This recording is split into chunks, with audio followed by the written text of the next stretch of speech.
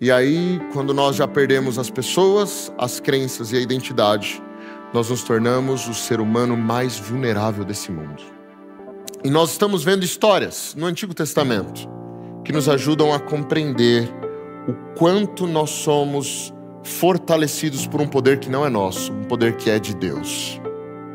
Hoje, nós vamos concluir essa série. E para concluir essa série, eu preciso dizer algo ao seu coração. Essa série é um abraço. É a melhor forma que eu encontrei para definir essa série no meu coração. Todos nós estamos passando por um ano de atividades. E é bem provável que depois de um semestre inteiro de muitas atividades, de muito trabalho, de muitas lutas, você se sentiu cansado, talvez até exausto. E por isso, no meio de um ano de desafios, a melhor coisa que a gente poderia receber de Deus é um abraço. É o lembrete de que Ele está conosco, apesar das lutas, apesar dos problemas, apesar da sensação de fragilidade. Então, o objetivo do pastor Anderson e eu, na condução dessa série, era que você se sentisse abraçado por Deus. Era que você sentisse que você não está esquecido. Apesar de estar passando pelas lutas que você passa, jamais ninguém é esquecido por Deus. Ninguém. Por isso, no tema de hoje, nós vamos conversar um pouquinho sobre essa dor, esse sofrimento, mas a partir da história do profeta Daniel, e você já pode ir abrindo a sua Bíblia se quiser. E o título que dei para o momento da nossa reflexão de hoje é Embaixadores em Minoria. Eu quero começar lendo uma carta para vocês, um trecho de uma carta. Por volta do ano 120 depois de Cristo, na história cristã, alguns chegam a dizer que essa carta é anterior a isso ainda. Um cristão anônimo, que se autodenomina Matetes, que na verdade significa discípulo, não é um nome próprio. Ele provavelmente tenha sido um discípulo dos apóstolos. E ele escreve uma carta. E essa carta, que tem uma escrita lúcida, um texto fluido, uma retórica impecável, ela é endereçada a um indivíduo chamado Dioneto. E essa carta escrita para Dioneto, ela tem alguns objetivos. Nós não sabemos com exatidão quem era Dioneto. Nós não sabemos com exatidão isso. Ele era provavelmente um procurador de Alexandria. Mas o fato é que Dioneto, ele estava interessado em conhecer melhor qual era essa religião que estava se propagando pelo Império Romano, que se autodenominava os seguidores do caminho ou os cristãos. Ele queria conhecer melhor essa religião. Era uma religião diferente de tudo que havia na época. Então, de alguma forma, esse discípulo, Matetes, esse discípulo de um dos apóstolos, escreve uma carta a Dioneto. E nessa carta, que é dividida em 12 capítulos, nós não temos certeza ainda se os últimos 2 capítulos são dele, mas a verdade é que os primeiros 10 são de fato dele. Essa carta, ela vai explicando muito do pensamento cristão na época. Mas eu queria me demorar com vocês, parte por parte, do 5º capítulo da carta, onde ele tenta descrever algumas características político-sociais dos cristãos da época. E ele diz assim: os cristãos, de fato, não se distinguem das outras pessoas, nem por sua terra, nem por sua língua ou costumes culturais. Com efeito, não moram em cidades próprias, nem falam línguas próprias, nem têm algum modo atípico de viver. Sua doutrina não foi inventada por eles. Graças ao talento e à especulação de homens curiosos, nem professam, como outros, algum ensinamento humano. Pelo contrário, esses cristãos, eles vão vivendo em casas gregas e bárbaras, conforme a sorte de cada um, e adaptando-se aos costumes do lugar quanto à roupa, comida e o resto. Revelam por unanimidade uma maravilhosa e paradoxal constituição no seu regime de vida político-social. Ou seja, A perspectiva social e política deles não se enquadrava a absolutamente nada do que havia no mundo de sua época. Eles habitam pátrias próprias, mas como peregrinos.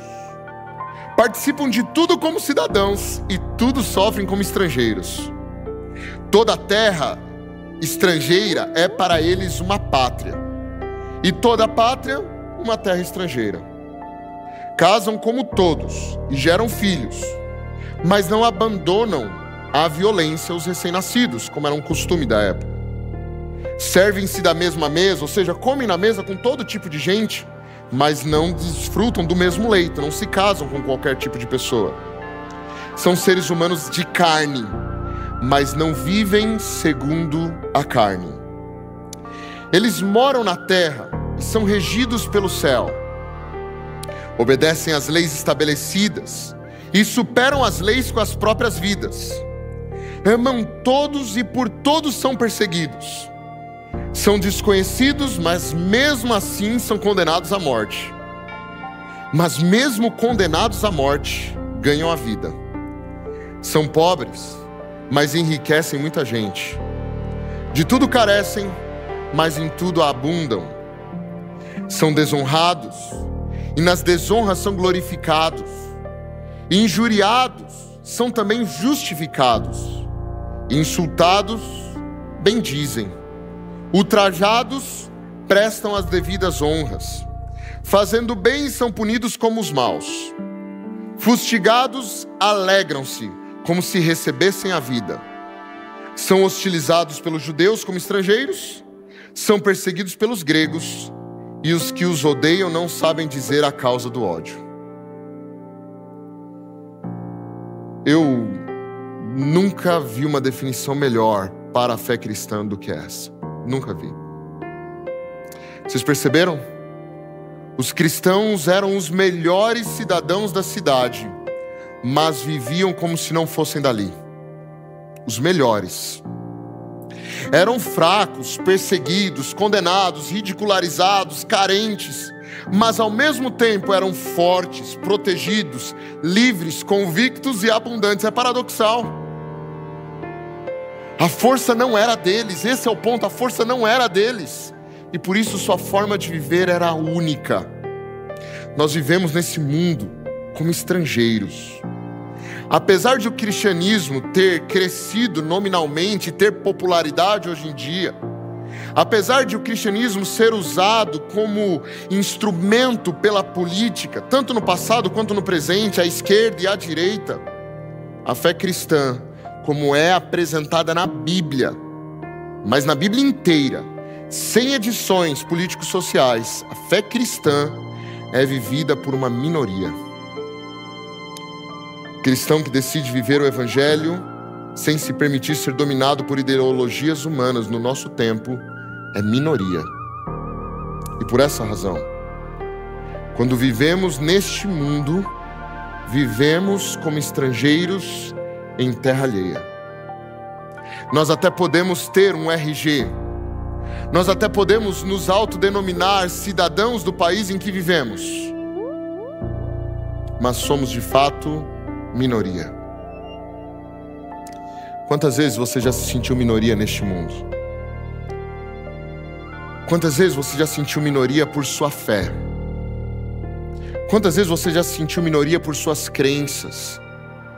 Você se sentiu minoria pelo seu estilo de vida, pela esperança que você sustenta em Cristo Jesus? Pensando nessa perspectiva de, por vezes, nos sentirmos uma minoria neste mundo, eu quero citar uma história do Antigo Testamento que é singular para a nossa reflexão. A história do profeta Daniel. Você pode acompanhar comigo aí no livro do profeta Daniel, no capítulo 1, a partir do verso 1. E a Bíblia diz que no 3º ano do reinado de Joaquim em Judá, Nabucodonosor, rei da Babilônia, veio a Jerusalém e cercou a cidade. O Senhor lhe deu vitória sobre Joaquim, rei de Judá, e permitiu que levasse para a terra da Babilônia alguns dos utensílios sagrados do templo de Deus. Nabucodonosor os colocou na casa do tesouro de seu Deus. O rei ordenou que Aspenaz, o chefe dos seus oficiais, trouxesse ao palácio alguns dos jovens israelitas da família real e de outras famílias da nobreza. Disse o rei: escolha somente rapazes saudáveis, de boa aparência, que sejam instruídos em diversas áreas do conhecimento, que tenham entendimento e bom senso e sejam capacitados para servir no palácio real. Ensine a esses jovens a língua e a literatura da Babilônia. O rei determinou que recebessem de suas próprias cozinhas uma porção diária de alimento e vinho. Os rapazes seriam treinados durante 3 anos e depois passariam a servir o rei. Judá, o que restara do reino de Israel, ficava mais ao sul da Palestina, com capital em Jerusalém, foi sitiada, foi cercada por Babilônia. Eles já haviam visto, alguns anos antes, seus irmãos do norte serem cercados e levados pelos assírios. E apesar de Deus ter enviado vários profetas para chamar a atenção de Judá, para que eles mudassem o direcionamento que eles estavam dando às suas vidas, porque o caminho para o qual eles estavam trilhando era o mesmo dos seus irmãos do norte, Judá tapou os ouvidos aos constantes apelos de Deus. E por volta do ano 605 a.C., na primeira das 3 investidas feitas por Babilônia ao reino de Judá, Babilônia apareceu e levou uma boa parte dos jovens, tanto da nobreza quanto da realeza. A estratégia de Babilônia era eliminar o poder militar da nação vassala, então isso acontecia por um processo de guerra, é óbvio. Mas depois, Babilônia levava a juventude para poder doutriná-la na sua visão de mundo. E eles não levavam qualquer jovem. Eles levavam os jovens que tinham tido mais oportunidade ao estudo. Assim, eles podiam levar aqueles que teriam poder de influência para a sociedade. Por essa razão, o objetivo de Babilônia era matar a cultura, matar a religiosidade, matar a fé daqueles da nação subjugada. Destruir o idealismo, destruir o patriotismo da próxima geração. Essa é uma estratégia ótima para acabar com o poder de qualquer nação. O ponto é que vão para a Babilônia vários jovens judeus. Mas o livro de Daniel, ele está escrito para descrever que a maioria desses jovens foram por caminhos de alta submissão, mas tiveram 4 que fizeram a diferença. Quem eram esses jovens? Daniel e seus amigos. Nós já veremos os nomes de cada um deles. Mas eu gostaria, antes de trabalhar o nome deles, dizer uma lição que é crassa, que aparece de forma muito evidente nessa história. E a primeira e mais importante lição é que Babilônia impôs vulnerabilidade da mesma forma que o mundo nos faz vulneráveis. A imposição de vulnerabilidade. E a Babilônia fez isso através de 3 passos. O primeiro passo de Babilônia foi destruir a comunidade daqueles jovens. Babilônia matou seus pais, os separou de seus amigos, os separou de seus parentes, dos conhecidos, dos líderes religiosos, dos líderes da nação. A Babilônia destruiu a sua comunidade, e a maior vulnerabilidade do ser humano é quando nós somos privados da presença das pessoas que contribuíram com a nossa formação. Vocês sabem disso. É o momento que nós nos sentimos mais vulneráveis, quando nós somos afastados daqueles que nós aprendemos a confiar e que cuidaram e que nos formaram desde que nós éramos pequenos. Então esse é o momento em que o ser humano está mais vulnerável. A primeira coisa que Babilônia faz é poder separar essa juventude de sua comunidade. Assim, eles eram uma minoria ferida, com uma missão, e a missão era tentar se ajustar à Babilônia, mas sem perder as suas bases, sem perder seus valores e princípios. Eu quero que você imagine a dor comigo. Imagine a dor, imagine o sofrimento, imagine a saudade, imagine o senso de impotência. Nós também vivemos assim nesse mundo. Não são raras as vezes que nós nos percebemos lutando nesse mundo sozinhos. esse mundo por vezes é hostil e faz questão de nos lembrar que nós somos vulneráveis. A sensação de estarmos longe de casa, longe do nosso verdadeiro lar, assaltados pela dor de viver num mundo que não favorece aqueles que amam a paz. Quantos de nós gostaríamos de ter um lugar de paz para chamar de lar? Quantos de nós gostaríamos disso, mas a vida nos proibiu?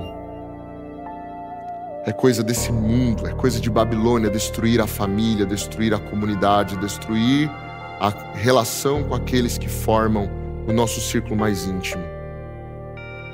A segunda coisa que Babilônia fez foi impor uma cosmovisão. Ela destrói o lar, a comunidade e impõe uma nova cosmovisão.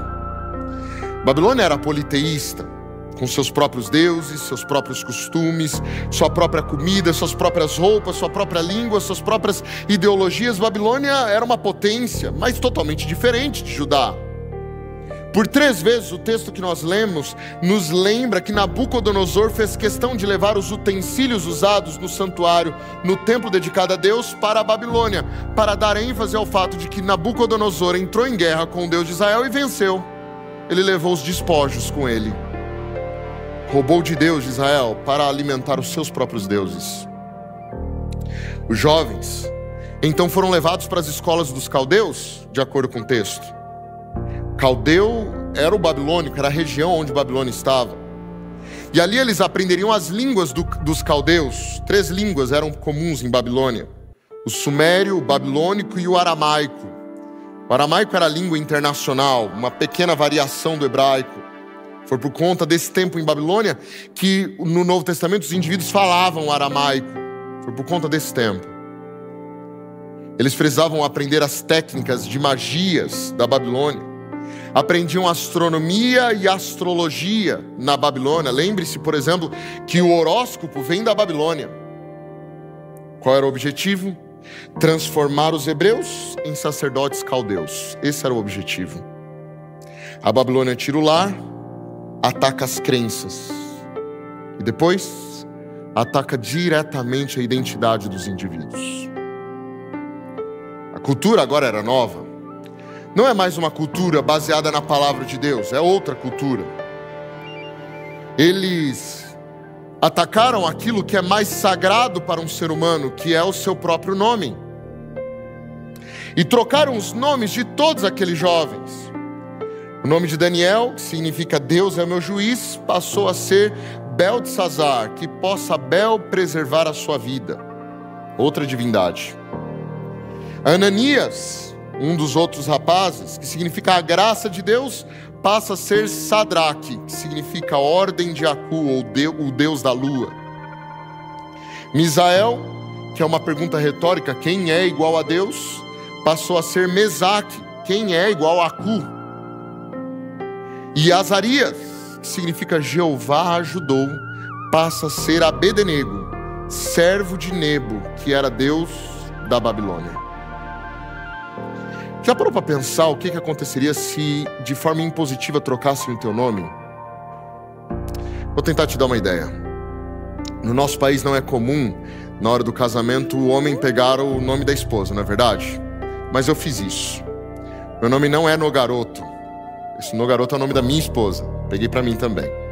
Quando estávamos na frente ali no cartório, o funcionário falou: você também pode trocar de nome se você quiser. Eu falei: pode? É, pode. Eu não sabia disso. A minha esposa, obviamente, por conta da nossa cultura, já estava se preparando para isso a vida inteira. Mas eu não. Eu nem sabia que dava.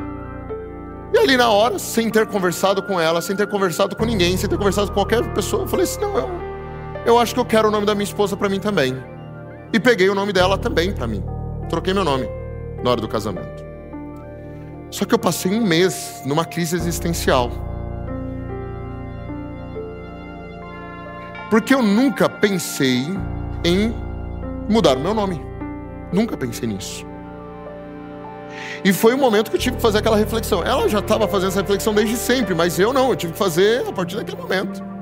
E a partir daquele momento eu tive que entender que o meu nome não era mais Ricardo Santana apenas, Ricardo Santana de Oliveira. Agora é Ricardo Santana de Oliveira Nogaroto. Essa crise existencial ela não é nada perto do que esses jovens passaram. Porque agora eles tinham outro nome, o primeiro nome inclusive, destinado a outras divindades que não tinham nada a ver com as divindades que eles adoravam desde que nasceram. Imagina só você vivendo isso. Como se não bastasse isso, Babilônia atacou sua sexualidade, provavelmente. Alguns historiadores dizem que o fato de eles serem cuidados pelo chefe dos eunucos indicavam que eles eram eunucos, e alguns chegam a supor a possibilidade de que eles também, assim como era comum, haviam sido castrados. Babilônia afetou sua comida, e eu sei que para alguns isso é algo grave. Você pode mexer com tudo, mas não mexe com a minha comida. Afinal de contas, comida tem um aspecto afetivo.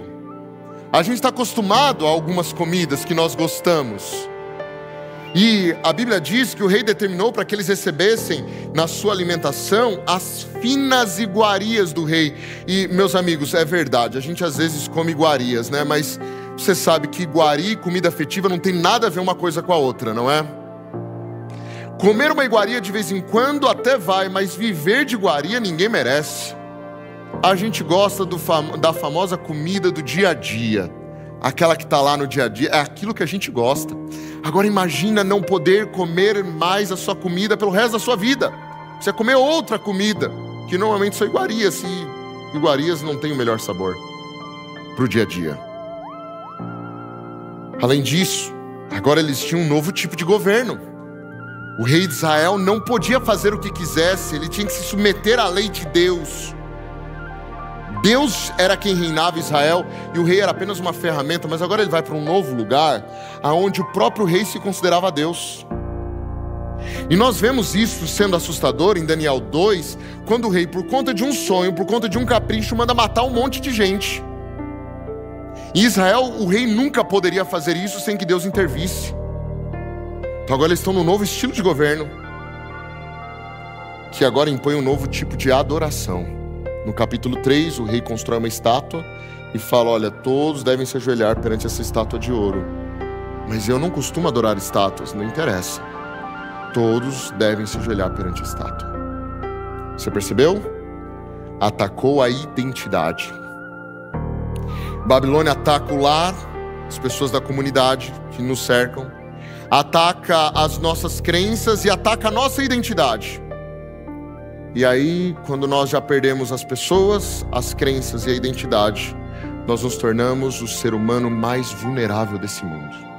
Quem que nós somos sem essas coisas? Quem que nós somos? O fato é que o mundo faz a mesma coisa. E por vezes nós ficamos vulneráveis. E é aqui que as nossas fraquezas são reveladas. E a pergunta é: o que fazemos quando esse mundo hostil nos ataca e destrói o que é mais importante para nós? E aqui nós vamos para a segunda lição. Quando Babilônia impõe vulnerabilidade, os filhos de Deus devem saber a quem recorrer. Babilônia pode até fazer coisas externas, pode até me forçar a aprender uma nova língua, pode me forçar a estudar outros temas, pode até me forçar algumas coisas externas, mudar o meu nome, até pode. Mas ela não pode me forçar a pensar em outro a não ser o Deus que me salva. Ela não pode. Eles possuíam uma clara convicção de quem ou para quem eles viviam, a quem eles serviam. Eles tinham clareza a respeito disso. E nós vemos isso acontecendo nos 3 primeiros capítulos de Daniel. É bem interessante isso. Porque no primeiro capítulo o problema é a comida. Comidas que não envolviam as crenças deles. E a Bíblia diz que Daniel e seus amigos decidiram por não se contaminar com comida e batalharam para conseguir se alimentar de outras comidas. Não tinha muitas outras variedades, a não ser legumes e água. Tá tudo bem, é isso que a gente vai comer. Quando vamos ao capítulo 2, que envolve o sonho do rei, Daniel se levanta e fala assim: olha, eu sei que o rei mandou matar todo mundo, mas me dá um tempo que eu quero orar. Eu quero tentar, Deus vai intervir. Eu sei quem é que me atende quando eu oro. No capítulo 3, quando os jovens são expostos à necessidade de adorar uma estátua de ouro, eles se levantam e dizem: olha, se nós formos jogados na fornalha ardente, o Deus a quem servirmos pode nos salvar. Mas mesmo que Ele escolha não nos salvar, mesmo assim a gente não vai adorar essa estátua de ouro, porque a gente tem convicção de quem a gente serve. A gente tem certeza que servimos a um Deus que é poderoso. Eles estão fracos, é verdade, eles estão fracos, mas eles não estão desanimados. Eles estão vulneráveis, mas eles não estão perdidos. Eles estão em minoria, mas eles não estão desacompanhados. Isso é muito importante. Quando o mundo entrar em confronto contra aqueles que têm Deus ao seu lado, só por achá-los fracos, o mundo acaba descobrindo que eles nunca estiveram sozinhos. Nós não estamos sozinhos neste mundo. Nós até podemos ser minoria, até podemos, mas jamais estaremos sozinhos, porque uma minoria com Deus, que é todo poderoso, jamais será frágil, porque Ele é o poder dos fracos. E aqui nós temos uma terceira lição, que embora eles fossem minoria, eles sabiam que um com Deus é maioria. Um com Deus é maioria.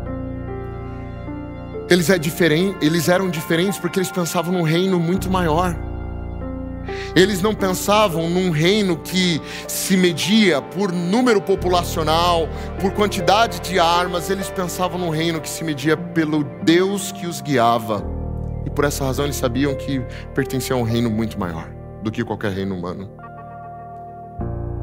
Quando o dever é claro, quando a missão é clara, quando a convicção de quem nos guia é clara, é evidente em nossas vidas, nós não fazemos perguntas a respeito do preço nem das consequências da obediência.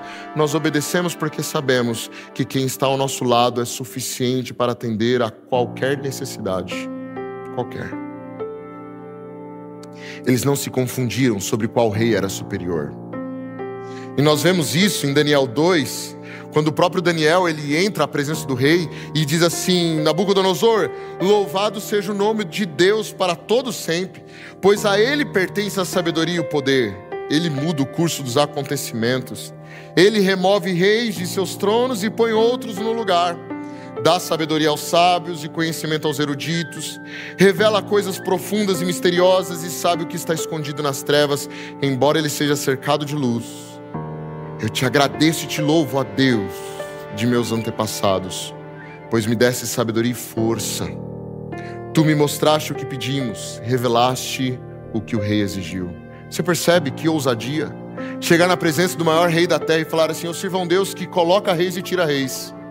Ou seja, eu sirvo a quem é maior que você. Não importa o teu tamanho, Nabucodonosor, eu sirvo em quem te colocou aí. Eu sirvo aquele a quem te colocou aí e quem pode te tirar daí desse trono. É este que eu sirvo. Nós somos, portanto, embaixadores de Deus neste mundo, assim como Daniel era embaixador do reino de Deus na Babilônia. Somos embaixadores no mundo, mas não do mundo. Somos embaixadores, levamos a presença do reino dentro de nós. Você se lembra do que o próprio Jesus disse quando um certo dia os fariseus perguntaram a Jesus quando viria o reino de Deus? E Jesus respondeu: o reino de Deus não é detectado por sinais visíveis. Não se poderá dizer está aqui ou está ali, pois o reino de Deus está dentro de vocês. E isso é extraordinário, porque um embaixador é aquele que representa um outro reino estando num país estrangeiro. E a embaixada, que é o lugar onde o embaixador está, é território do país que ele representa. E o embaixador é uma figura muito interessante, porque ele vive entre dois mundos, não é verdade? Ele vive entre duas realidades. Ele vive na realidade do país que o mantém, e ele é obediente às leis daquele país, ele é representante desse país. Mas ele também vive a realidade do país que ele está, onde ele trabalha, e ali ele também obedece às leis daquele país, e ele vive de acordo com aquele país, porque ele tem uma representação a fazer ali. E o embaixador normalmente é aquele indivíduo que conhece muito dos dois países, não é verdade? Ele sabe muito sobre o país de onde vem, mas ele sabe também sobre o país onde ele está. Ele tem que saber fazer essa ponte. Ele é especialista nas duas coisas. E isso é incrível, porque é exatamente o que nós encontramos nesses jovens. Eles sabem tudo do Deus do céu, Mas quando eles foram confrontados pelo rei para que estudassem as ideias dos caldeus, no capítulo 1 diz que o rei falou: olha, dentre todos que aqui estão, ninguém foi achado como Daniel, Ananias, Misael e Azarias. Em toda a matéria de sabedoria, de inteligência, sobre o que o rei fez perguntas, os achou 10 vezes mais sábios do que todos os magos e encantadores que haviam em seu reino. Eles eram diferenciados. Eles não adoravam o Deus da Babilônia, mas nem por isso eles eram ignorantes. Eles estudaram, eles fizeram a lição de casa e por isso eles se destacaram. É o que a gente deveria fazer como cristãos nesse mundo. Nós deveríamos ser os melhores em conhecer o reino de Deus e entender as circunstâncias dentro do mundo em que vivemos, justamente para que nós fôssemos capacitados a fazer a ponte entre as pessoas e Deus. Mas qual é o nosso problema? O nosso problema é que ou nós somos os melhores do reino da Babilônia, nós sabemos tudo desse mundo, mas não sabemos nada sobre o reino de Deus. Ou nós sabemos tudo sobre o reino de Deus, mas não sabemos nada sobre esse mundo. Esse tipo de cristão, sabe? É um problema, não é um embaixador.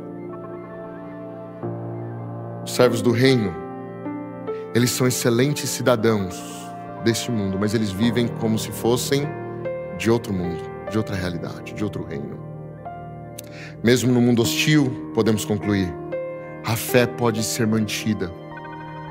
Pois nós somos embaixadores de um rei, e onde Deus está, onde o nosso rei está, ali nós somos maioria. É fundamental nós conhecermos quem é o nosso rei, tanto no intelecto, quanto na experiência pessoal. Ser embaixador do reino de Deus é a responsabilidade de mediar entre dois reinos, e por isso nós devemos ser cidadãos exemplares nos dois reinos. Eu quero concluir falando um pouco do resultado da ação desses jovens. Olha o que diz em Daniel no capítulo 1. Eu citei a vocês que o rei os encontrou 10 vezes mais sábios do que todos os magos e encantadores que haviam em todo o seu reino. Quando vamos ao capítulo 2, o rei ele fica encantado por aquilo que Daniel havia revelado do sonho. E então ele diz em voz alta: certamente o Deus que vocês adoram é o Deus dos deuses e o Senhor dos reis. Ele é quem revela os mistérios, pois você foi capaz de revelar este mistério. Quando nós vamos ao capítulo 3, depois dos jovens serem salvos daquela fornalha de fogo ardente, Nabucodonosor ele faz uma das coisas mais incríveis da Bíblia. Ele louva o Deus daqueles jovens. Ele diz assim: louvado seja o Deus de Sadraque, Mesaque e Abednego. Ele enviou seu anjo para livrar seus servos que nele confiam. Eles desafiaram a ordem do rei e estavam dispostos a morrer em vez de servir ou adorar qualquer outro Deus que não fosse o seu próprio Deus. Portanto, faça esse decreto: se a qualquer pessoa, não importando sua raça, nação ou língua, disser uma palavra contra o Deus de Sadraque, Mesaque e Abednego, ela será despedaçada, a sua casa se transformada num monte de escombros. Não há outro Deus capaz de nos livrar dessa maneira. Você vê que a fé dele é embrionária, mas ele já entendeu o recado. Mas aí quando a gente chega no capítulo 4 de Daniel, que não foi um capítulo escrito pelo próprio Daniel, e sim por Nabucodonosor, é o testemunho, o alto testemunho de Nabucodonosor. A conclusão de Nabucodonosor no final da vida dele é a seguinte: agora eu, Nabucodonosor, louvo, glorifico e honro o Rei dos céus. Todos os seus atos são justos e verdadeiros, e ele tem poder para humilhar os orgulhosos.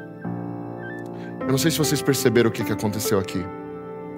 4 jovens chegaram num país que era uma potência mundial de seu tempo. E através da vida deles, mudaram a cabeça do homem mais poderoso da terra em seu tempo. Eles não precisaram fazer nenhum motim, nenhuma revolução político-social. Eles precisaram viver a fé que eles acreditavam. Foi suficiente. Porque qualquer pessoa imbuída do Espírito Santo tem mais poder do que qualquer revolução humana. Qualquer pessoa. Porque Deus é o poder dos fracos.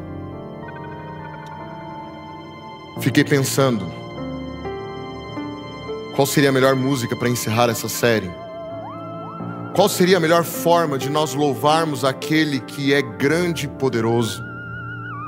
Qual seria a música que pudesse dar uma ênfase à grandeza do Senhor, que pudesse agradecê-lo pela obra que Ele tem feito em nossa vida, reforçar nossa confiança em seu infinito amor e reconhecer que Ele é eterno sobre todas as coisas na terra e no céu? Nós temos uma música assim. E nós vamos louvar juntos a esse Deus grandioso.